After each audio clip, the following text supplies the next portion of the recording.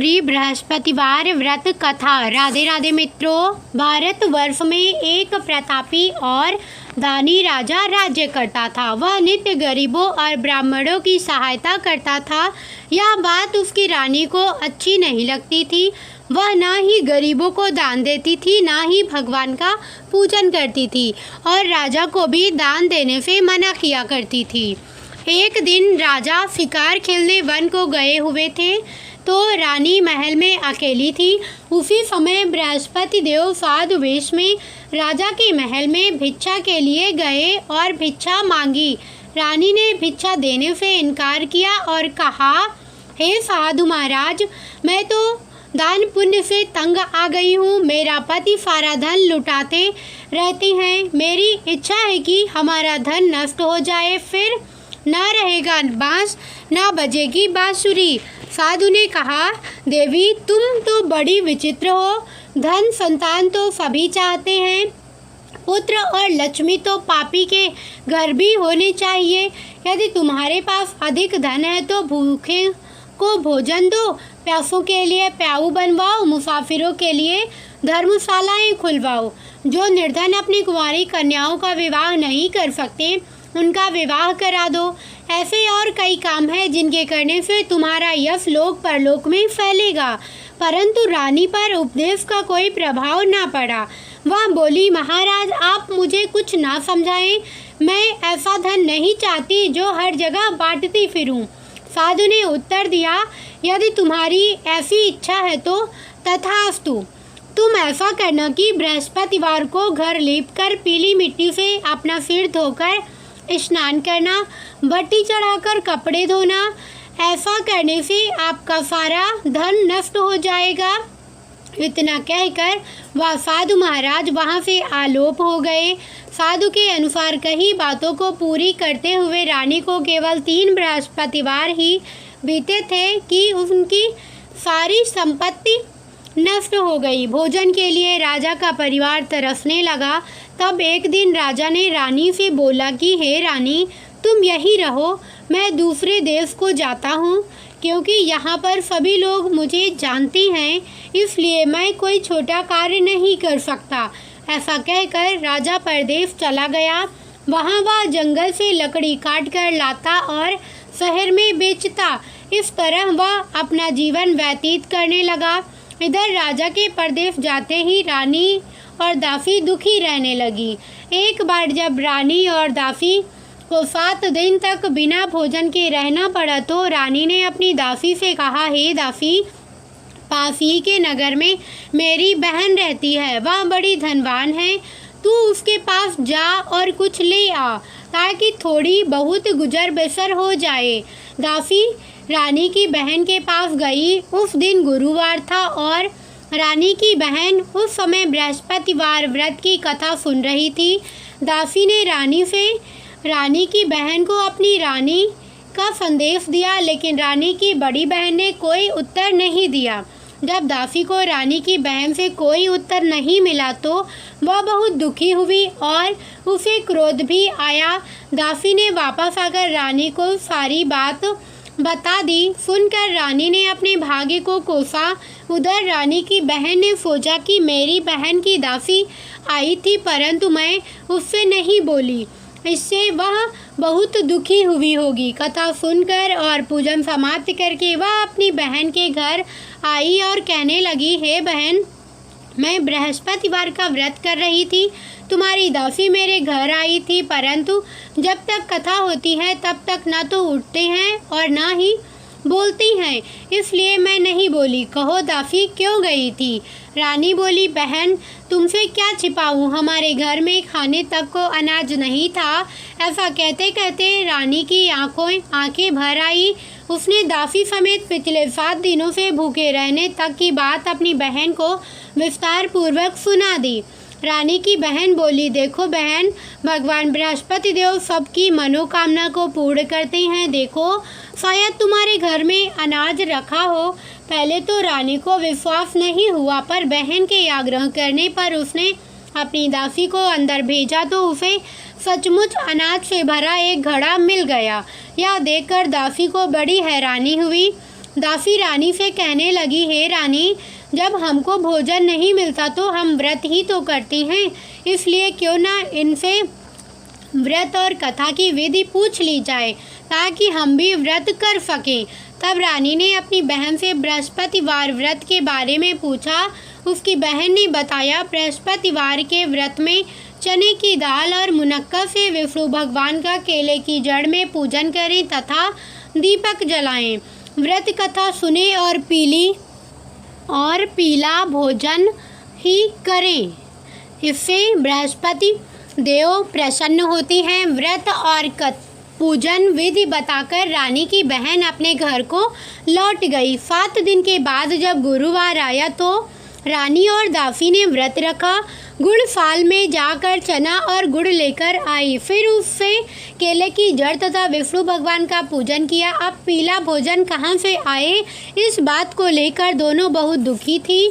क्योंकि उन्होंने व्रत रखा था इसलिए बृहस्पति देव उनसे प्रसन्न थे, इसलिए वे एक साधारण व्यक्ति का रूप धारण कर 2 थालों में सुंदर पीला भोजन दासी को दे गए। भोजन पाकर दासी प्रसन्न हुई और फिर रानी के साथ मिलकर भोजन ग्रहण किया। उसके बाद वे सभी गुरुवार को व्रत और पूजन करने लगी। बृहस्पति भगवान की कृपा से उनके पास फिर से धन संपत्ति आ गई, परंतु रानी फिर से पहले की तरह आलस्य करने लगी। तब दासी बोली, देखो रानी, तुम पहले भी इस प्रकार आलस्य करती थी, तुम्हें धन रखने में कष्ट होता था, इस कारण सभी धन नष्ट हो गया। और अब जब भगवान बृहस्पति की कृपा से धन मिला है तो तुम्हें फिर से आलस्य होता है। रानी को समझाते हुए दासी कहती है कि बड़ी मुसीबतों के बाद हमने यह धन पाया है, इसलिए हमें दान पुण्य करना चाहिए, भूखे मनुष्यों को भोजन कराना चाहिए और धन को शुभ कार्यों में खर्च करना चाहिए, जिससे तुम्हारे कुल का यश बढ़ेगा, स्वर्ग की प्राप्ति होगी और पितृ प्रसन्न होंगे। दासी की बात मानकर रानी अपना धन शुभ कार्यों में खर्च करने लगी, जिससे पूरे नगर में उसका यश फैलने लगा। बृहस्पतिवार व्रत कथा के बाद श्रद्धा के साथ आरती की जानी चाहिए। इसके बाद प्रसाद बांटकर उसे ग्रहण करना चाहिए। एक दिन राजा दुखी होकर जंगल में एक पेड़ के नीचे आसन जमा कर बैठ गया। वह अपनी दशा को याद करके व्याकुल होने लगा। बृहस्पतिवार का दिन था। एकाएक उसने देखा कि एक निर्जन वन में एक साधु प्रकट हुए। वह साधु वेश में स्वयं बृहस्पति देवता थे। लकड़हारे के सामने आकर बोले, हे लकड़हारे, इस सुनसान जंगल में तू चिंतामग्न क्यों बैठा है? लकड़हारे ने दोनों हाथ जोड़कर प्रणाम किया और उत्तर दिया, महात्मा जी, आप सब कुछ जानते हैं, मैं क्या कहूँ? यह कहकर रोने लगा और साधु को अपनी आत्मकथा सुनाई। महात्मा जी ने कहा, तुम्हारी स्त्री ने बृहस्पति के दिन बृहस्पति भगवान का निरादर किया है, जिसके कारण रुष्ट होकर उन्होंने तुम्हारी यह दशा कर दी, पैसे के 2 कर दी। अब तुम चिंता को दूर करके मेरे कहने पर चलो तो तुम्हारे सब कष्ट दूर हो जाएंगे और भगवान पहले से भी अधिक संपत्ति देंगे। तुम बृहस्पति के दिन कथा किया करो, 2 पैसे के चने मुनक्का लाकर उसका प्रसाद बनाओ और शुद्ध जल से लोटे में शक्कर मिलाकर अमृत तैयार करो। कथा के पश्चात अपने सारे परिवार और सुनने वाले प्रेमियों में अमृत व प्रसाद बांटकर आप भी ग्रहण करो। ऐसा करने से भगवान सब मनोकामनाएं पूरी करेंगे। साधु के ऐसे वचन सुनकर लकड़हारा बोला, हे प्रभु, मुझे लकड़ी बेचकर इतना पैसा नहीं मिलता जिससे भोजन के उपरांत कुछ बचा सकूं। मैंने रात्रि में अपने स्त्री को व्याकुल देखा है, मेरे पास कुछ भी नहीं जिससे मैं उसकी खबर मंगा सकूं। साधु ने कहा, हे लकड़हारे, तुम किसी बात की चिंता मत करो। बृहस्पति के दिन तुम रोजाना की तरह लकड़ियां लेकर शहर को जाओ। तुमको रोज से दुगना धन प्राप्त होगा, जिससे तुम भली भांति भोजन कर लोगे तथा बृहस्पति की पूजा का सामान भी आ जाएगा। इतना कहकर साधु अंतर्ध्यान हो गए। धीरे धीरे समय व्यतीत होने पर फिर वही बृहस्पतिवार का दिन आया। लकड़हारा जंगल से लकड़ी काटकर किसी शहर में बेचने गया। उसे उस दिन से अधिक पैसा मिला। राजा ने चना गुड़ आदि लाकर गुरुवार का व्रत किया। उस दिन से उसके सभी क्लेश दूर हुए, परंतु जब दोबारा गुरुवार का दिन आया तो बृहस्पतिवार का व्रत करना भूल गया। इस कारण बृहस्पति भगवान नाराज हो गए। उस दिन उस नगर के राजा ने विशाल यज्ञ का आयोजन किया तथा शहर में यह घोषणा करा दी कि कोई भी मनुष्य अपने घर में भोजन न बनावे, न आग जलावे। समस्त जनता में मेरे यहाँ भोजन करने आवे। इस आज्ञा को जो ना मानेगा उसे फांसी की सजा दी जाएगी। इस तरह की घोषणा संपूर्ण नगर में करवा दी गई। राजा की आज्ञा अनुसार शहर के सभी लोग भोजन करने गए, लेकिन लकड़हारा कुछ देर से पहुंचा, इसलिए राजा उसको अपने साथ घर ले गए और ले जाकर भोजन करा रहे थे तो रानी की दृष्टि उस खूंटी पर पड़ी जिस पर उसका हार लटका हुआ था। वह वहां पर दिखाई नहीं दिया। रानी ने निश्चय किया कि मेरा हार इस मनुष्य ने चुरा लिया है। उसी समय सिपाहियों को बुलाकर उसको कारागार में डलवा दिया। जब लकड़हारा कारागार में पड़ गया और बहुत दुखी होकर विचार करने लगा कि न जाने कौन से पूर्व जन्म के कर्म से मुझे यह दुख प्राप्त हुआ है, और उसी साधु को याद करने लगा जो कि जंगल में मिला था। उसी समय तत्काल बृहस्पति देव साधु के रूप में प्रकट हुए और उसकी दशा को देखकर कहने लगे, अरे मूर्ख, तूने बृहस्पति देव की कथा नहीं करी, इस कारण तुझे दुख प्राप्त हुआ है। अब चिंता मत कर, बृहस्पतिवार के दिन कारागार के दरवाजे पर 4 पैसे पड़े मिलेंगे। उनसे तू बृहस्पति देव की पूजा करना, तेरे सभी कष्ट दूर हो जाएंगे। बृहस्पति के दिन उसे 4 पैसे मिले। लकड़हारे ने कथा कही। उसी रात्रि को बृहस्पति देव ने उस नगर के राजा को स्वप्न में कहा, हे राजा, तुमने जिस आदमी को कारागार में बंद कर दिया है वह निर्दोष है, वह राजा है, उसे छोड़ देना। रानी का हार उसी खूंटी पर लटका है। अगर तू ऐसा नहीं करेगा तो मैं तेरे राज्य को नष्ट कर दूंगा। इस तरह रात्रि के स्वप्न को देखकर राजा प्रातः काल उठा और खूंटी पर हार देखकर लकड़हारे को बुलाकर क्षमा मांगी तथा लकड़हारे को योग्य सुंदर वस्त्र आभूषण देकर विदा कर दिया। बृहस्पति देव की आज्ञानुसार लकड़हारा अपने नगर को चल दिया। राजा जब अपने नगर के निकट पहुंचा तो उसे बड़ा आश्चर्य हुआ। नगर में पहले से अधिक बाग, तालाब, कुएं तथा बहुत सी धर्मशाला, मंदिर आदि बन गए हैं। राजा ने पूछा, यह किसका बाग और धर्मशाला है? तब नगर के सब लोग कहने लगे, यह सब रानी और बांदी के हैं। तो राजा को आश्चर्य हुआ और गुस्सा भी आया। जब रानी ने यह खबर सुनी कि राजा आ रहे हैं तो उन्होंने बांदी से कहा कि हे दासी, देख, राजा हमको कितनी बुरी हालत में छोड़ गए थे। हमारी ऐसी हालत देखकर वह लौट ना जाए, इसलिए तू दरवाजे पर खड़ी हो जा। आज्ञानुसार दासी दरवाजे पर खड़ी हो गई। राजा आए तो उन्हें अपने साथ लिवा लाई। तब राजा ने क्रोध करके अपनी रानी से पूछा कि यह धन तुम्हें कैसे प्राप्त हुआ है? तब उन्होंने कहा, हमें यह सब धन बृहस्पति देव के इस व्रत के प्रभाव से प्राप्त हुआ है। राजा ने निश्चय किया कि 7 रोज बाद तो सभी बृहस्पति देव का पूजन करते हैं, परंतु मैं प्रतिदिन दिन में 3 बार कहानी तथा रोज व्रत किया करूँगा। अब हर समय राजा के दुपट्टे में चने की दाल बंधी रहती तथा दिन में 3 बार कहानी कहता। एक रोज राजा ने विचार किया कि चलो अपनी बहन के यहाँ हो आवे। इस तरह निश्चय कर राजा घोड़े पर सवार हो अपनी बहन के यहाँ को चलने लगा। मार्ग में उसने देखा कि कुछ आदमी एक मुर्दे को ले जा रहे थे। उन्हें रोककर राजा कहने लगा, अरे भाइयों, मेरे बृहस्पति देव की कथा सुन लो। वे बोले, लो, हमारा तो आदमी मर गया है, इसको अपनी कथा की पड़ी है। परंतु कुछ आदमी बोले, अच्छा कहो, हम तुम्हारी कथा भी सुनेंगे। राजा ने दाल निकाली और जब कथा आधी हुई थी कि मुर्दा हिलने लग गया, और जब कथा समाप्त हो गई तो राम राम करके मनु से उठकर बैठ गया।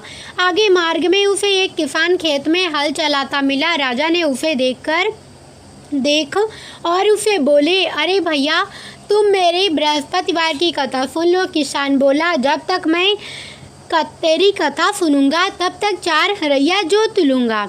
जा अपनी कथा किसी और को सुनाना। इस तरह राजा आगे चलने लगा। राजा के हटते ही बैल पछाड़ खाकर गिर गया तथा किसान के पेट में बड़ी जोर का दर्द होने लगा।